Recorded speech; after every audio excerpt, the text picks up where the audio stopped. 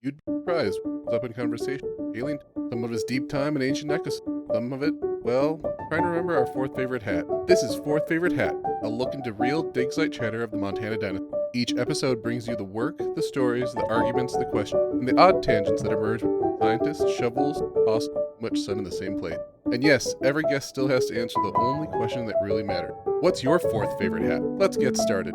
Hello, my name is Andy, and my fourth favorite hat is my South Dakota Badlands dad cap. My name is Brett, and my fourth favorite hat is my Lake Champlain Lake Monsters baseball hat. And Bryce is actually not here with us today, but instead we have a special guest replacing him. Would you like to introduce yourself? Yes, I'm Ashley Hall. I'm so excited to be here. And my fourth favorite hat is... Oh gosh, I thought you meant when we were talking about fourth favorite hats, it was like the style of hat, so I chose a fascinator. Do you know what a fascinator is? I do not. Sounds like something my aunt would wear, though. Yeah, it's sort of like an old style hat that's sort of like, it's a very tiny hat that sort of sits on your head. So never mind, it's not the type of hat my aunt would wear. Maybe in like the early 1900s. Yeah, well, the reason why we asked this is because Brett got a couple to fight because he knew the answer to what my fourth favorite hat was. That's so funny. Yeah. Well, I hope everyone out there thinks of their fourth favorite hat. It's an important question to figure out. Ashley, why don't you tell us a little bit about yourself? You're coming from Museum of the Rockies. I am, yeah. So I'm Ashley Hall. I'm Outreach Program Manager at Museum of the Rockies. So I teach people about dinosaurs, which is a really fun job. And I've been here for about 5 years, and I'm actually going to be leaving Museum of the Rockies in May. It's a short-lived time, but we're excited to go back to where we came from, basically in Ohio. So, we're gonna miss you, but I'm excited for you, and I hope the journey goes well. Thank you. Yeah, we're so excited. It's a really bittersweet thing to leave such an incredible institution and so many amazing people, but being closer to family and, you know, kind of reassessing life priorities is pretty important too. Yeah. I also just kind of had the epiphany. It's so funny that I had you introduce yourself as if our 9 listeners probably don't know you better than they know us. Hey, I mean, who's to say you can't go viral? And fair. People listen to the early episodes. So what number episode is this? Oh, this will be 20. That's awesome. Well, that's not nothing. It's not, no. But, that's awesome. I'll be fully honest. I aspire to the level of outreach you have, shown, so. Well, it's been a wild career. It's been a wild ride. I guess, what is your favorite thing about being in charge of outreach? What do you like about it? Yeah, well, actually, my background starts in informal education. So informal education is anything outside of a traditional classroom. So if you've been to an aquarium, a zoo, a museum, and you've talked to somebody on the floor, you know, whether it's in a gallery with like fossils or items or historical artifacts, or someone giving a tour. That's kind of what I'm talking about when I refer to informal education, is sort of like interpretive education as well. I started my career at 4 years old, I like to say, when I was a little kid, just like the rest of us, right? When you start talking to your family about dinosaurs, right? So, I 100% was the kid telling other people's families facts about dinosaurs, too. I'm so glad. I'm in such good company then. I'd like to say I outgrew that, but clearly that's not the case. No, I mean, and that's the amazing thing that I tell kids and kids' parents, right, is that you can make this a career. Like, there's very few things you can do as a child that stand up as an adult as well. Yeah, that's fair. I was one of those kids at Thanksgiving who would come up to, like, the random relative that you only saw, like, once a year and said, like, Stegosaurus is from the Jurassic period 150 million years ago. And they're like, you know, it's like that meme. It's like, no one. Yeah. So I'm glad you're using memes, too. As the social media guy here, I do love to do a good out-of-touch meme, because what's more paleontological than a dead meme? Well, I have a pretty good meme memory when it comes to memes, so. Yeah, no, I recently... Somebody, was like, you make too many dad jokes on this account. I'm like, it's a museum account. They all do that. Oh, exactly. Yeah, paleontology is ripe for dad jokes. So, in any case, I was one of those kids. I turned that into a career, and I actually majored in anthropology.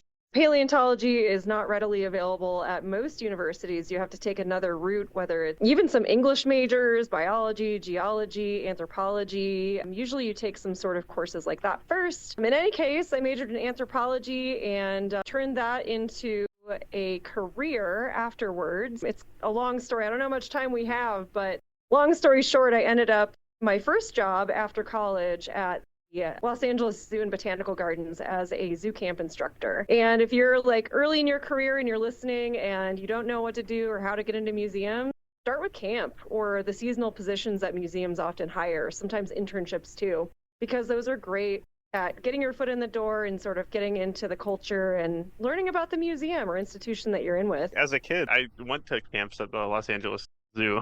Did you really? I'm originally from Los Angeles, so maybe you that's guys did meet. awesome. Wait, what year were you in camp? 2005, 2006 maybe.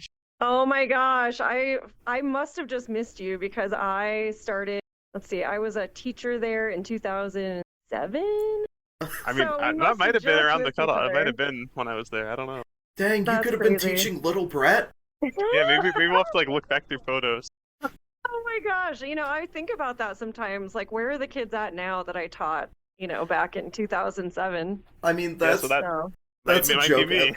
I love to do with our board president. We're both from Northern Illinois, and there's a 12-year age gap between us. I'm like, Steve, you ever think about when you were 16 and I was 4? We both could have been at the Field Museum, and you could have been like, that little guy's gonna be on my trivia team one day. oh yeah. Oh, I love that. I mean, the world is so small when you start to really look at it. So maybe Mhm. I taught you, Brett. I don't know. Yeah, I don't know. I'm sure my mom has photos and she'll like look through. Oh my gosh. Well, I don't look very much different than I do now, so I'm pretty easy to recognize. So anyway, I started my outreach journey or education journey, I should say, in zoo camp, and then I worked at the Los Angeles Zoo as sort of like an interpreter around some of the exhibits there, like for the elephants and gorillas. So it was really fun because I got to talk to people about conservation of lowland gorillas, Asiatic elephants, and then from there as a paleo kid, you're like, man, well, I did college, but I really wanted to get into the working world. And I found a full-time listing at the Natural History Museum of Los Angeles County and also the La Brea Tar Pits, which we all love. That's super cool. And Brett, did you grow up going there? Yeah, of course. Oh, nice. Well, I ended up there as a gallery interpreter. I mean, I'm sure I crossed your path at some point. Probably. I worked there from 2008 to 2015, and it was such a fun job. So education and outreach is definitely just a fun thing if you like to talk to people, if you like to educate people. And, it's different than a K-12 classroom because you get to talk to people, talk to kids, have interactions, but then you say goodbye instead of coming back the next day and having those kids for like an entire year. So there's definitely, what do you call it? Bonuses? What is that? I just had a total brain fart. Unprecedented on this podcast. What do you call it? There are Pros and cons? Yes, oh my God. There are pros and cons. I mean, I think you need like both to get a good picture of learning. Yeah, teachers today are incredible people. Like I know probably all of us remember one of our teachers, right? Oh, definitely. Oh, yeah. Like I remember my college and my master's program teachers because, well, they're more recent. But like even going back to preschool, I remember some of them. Heck, a few years ago, I met up with my second grade teacher. We had lunch. Aw. It was great. That's so nice when that can happen.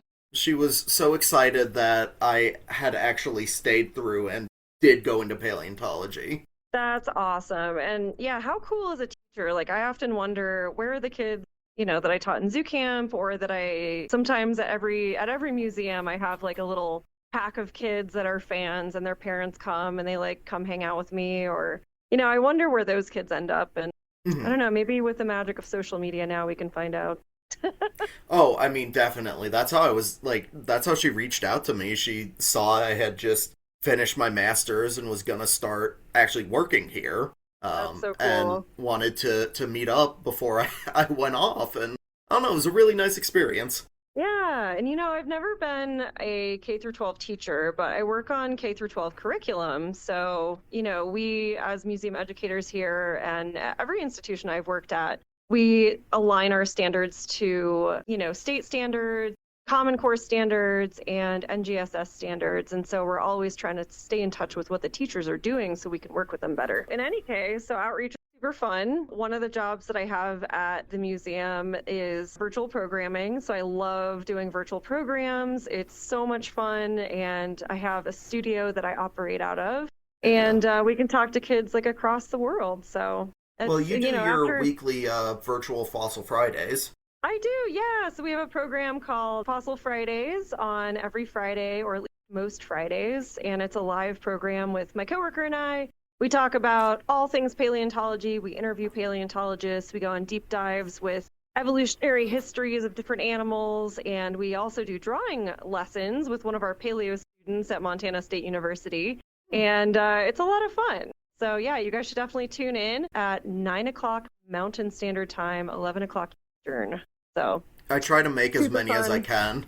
Someday we'll have them up on YouTube, and it's been too much for me to handle because there's so many episodes and they kind of accrue really quickly. We've got a nice little backlog of like 60 episodes. I've been asked, why don't you just digitize all of your collections? Surely you can do that, yeah?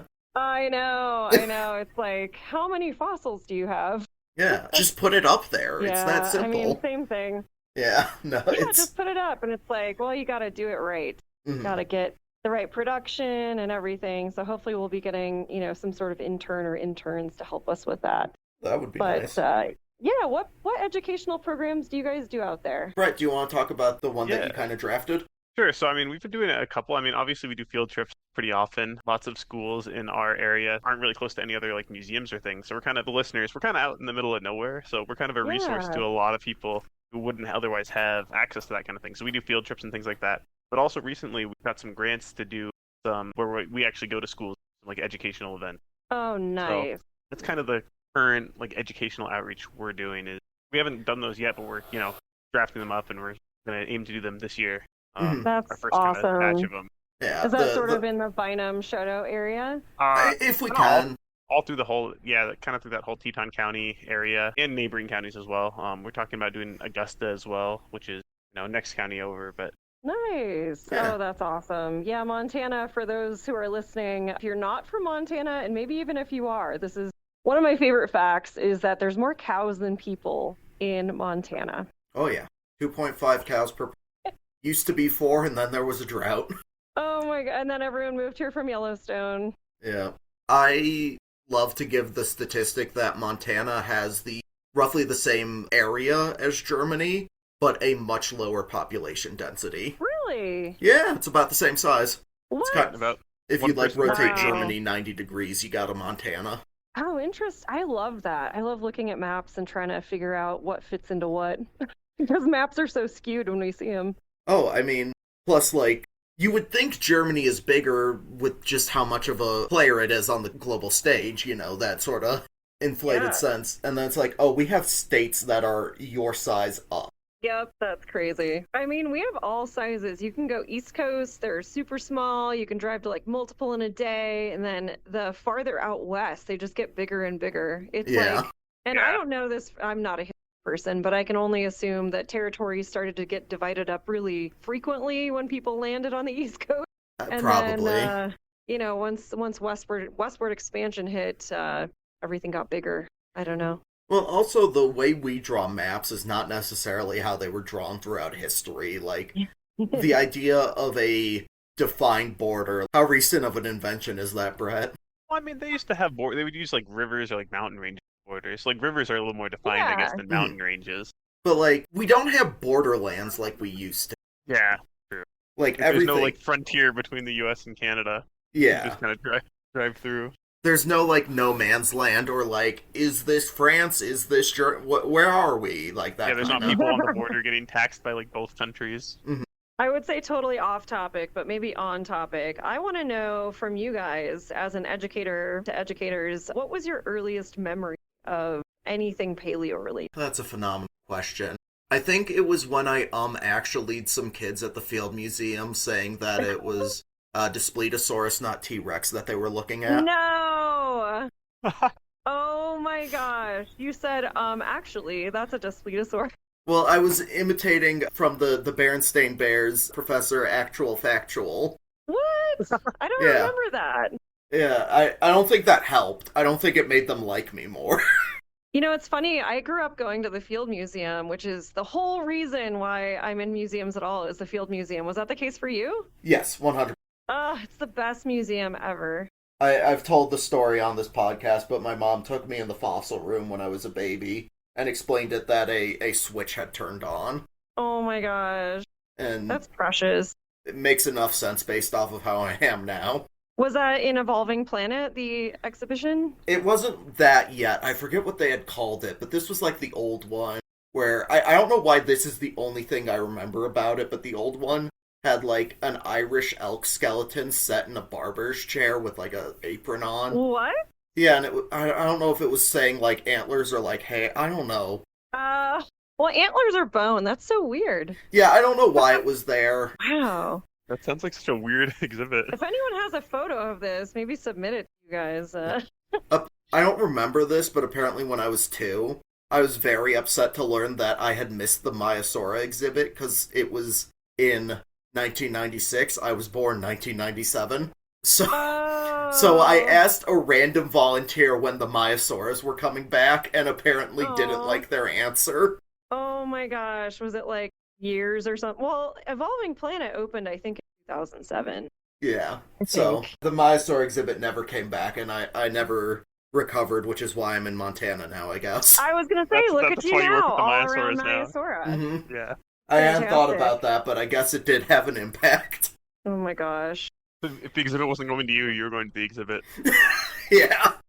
Oh man. What about you, Brett? Well, yeah, what about you? I mean, I started going to, like, of course, like, when I was, like, 3 or 4, like, every weekend I'd want to go to see the Dinosaur Bone Museum.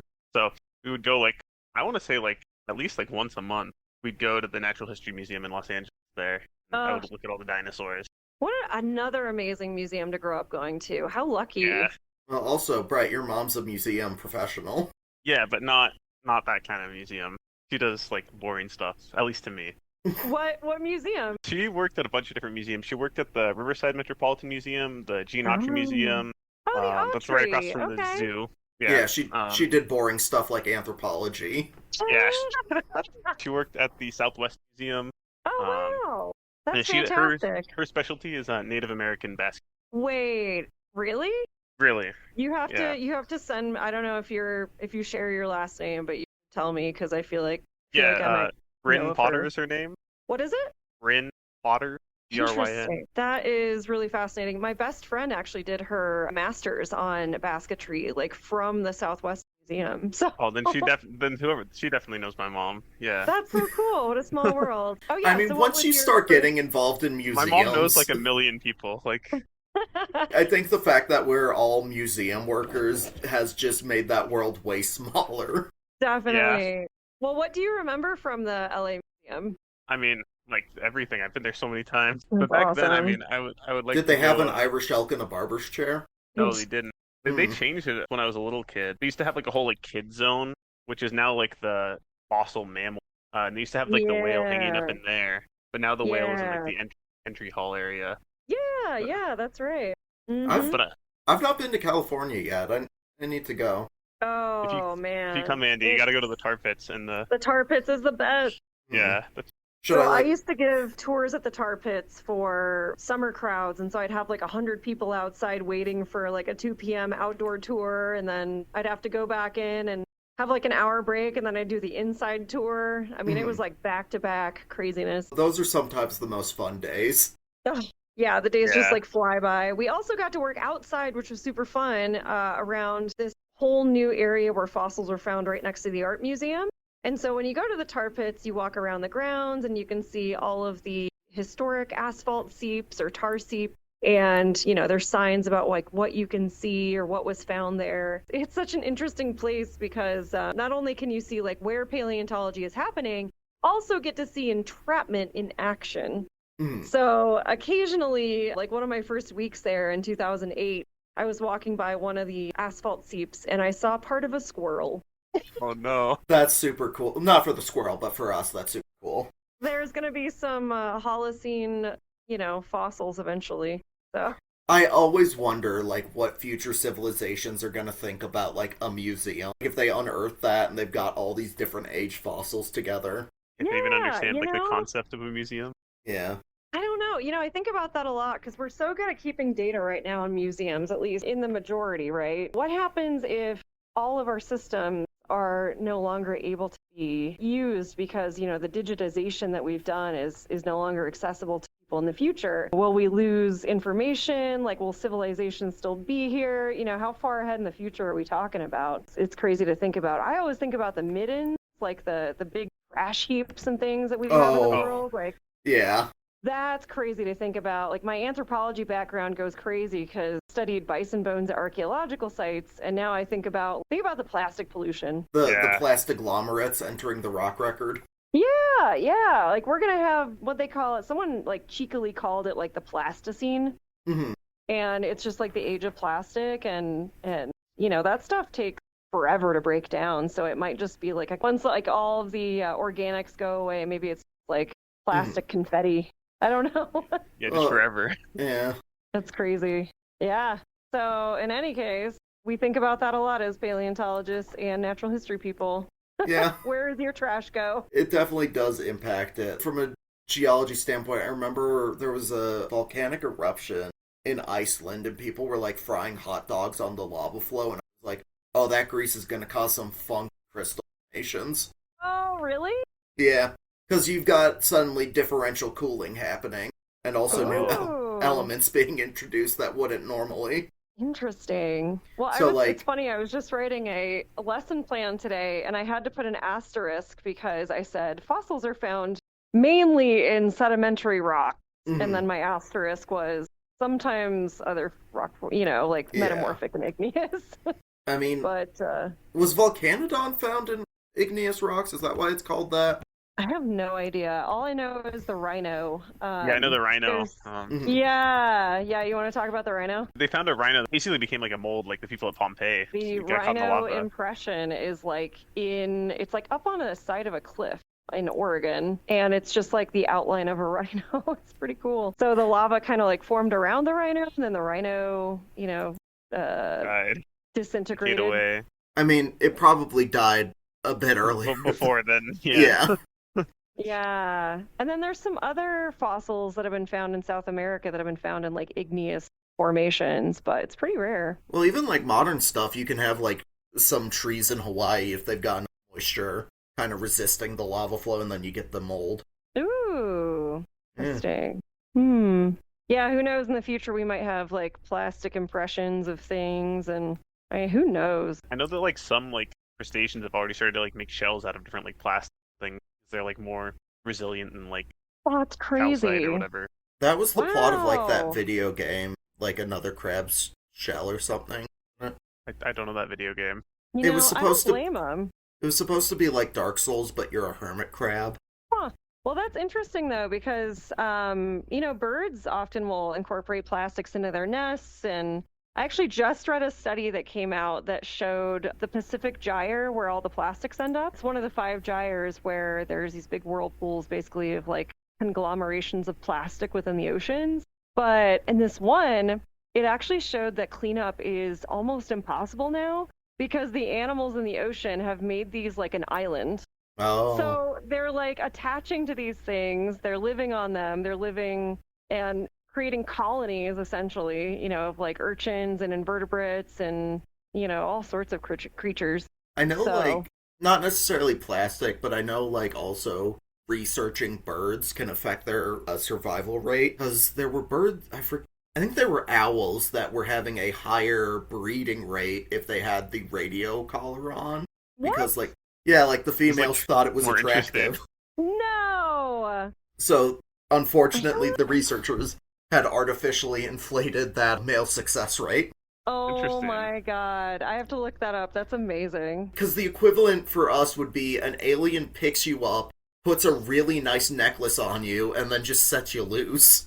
Yeah. I mean, gives you like a Cartier necklace and Yeah. crazy. How this conversation has evolved. Yeah. It's sort of like bird feeding. Like, bird feeding is great. It's so beneficial in many ways, but there's also birds that are evolving because of feeders. Mhm.